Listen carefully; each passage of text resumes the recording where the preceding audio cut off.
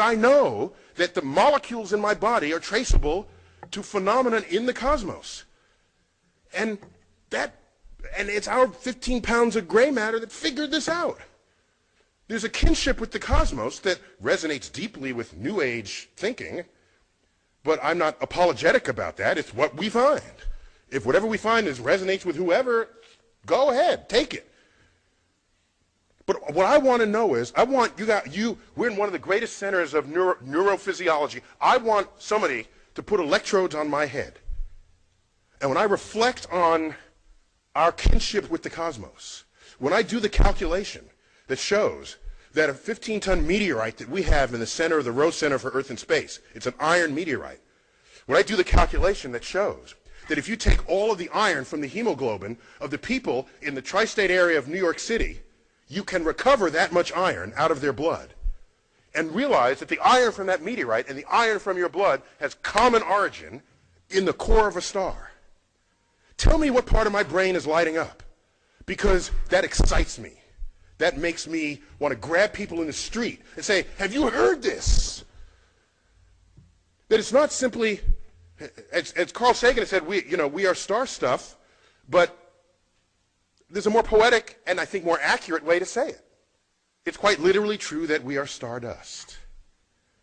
In the highest exalted way one can use that phrase. And so I feel, and I use words. I bask in the majesty of the cosmos. I use words, compose sentences that sound like the sentences I hear out of people who had revelations of Jesus, who go on their pilgrimages to Mecca.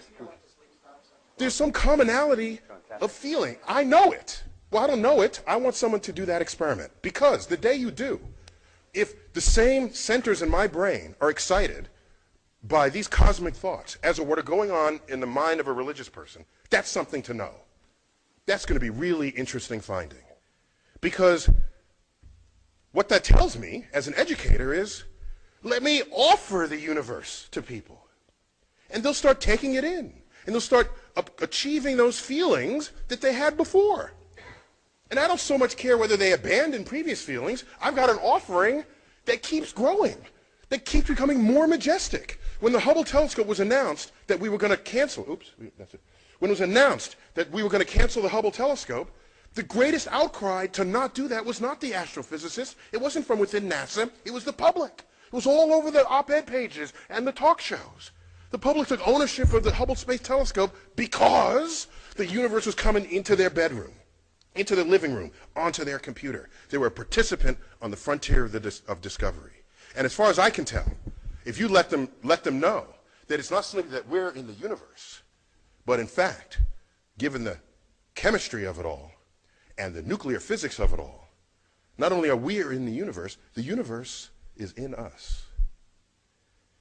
And I don't know any deeper spiritual feeling than what that brings upon me.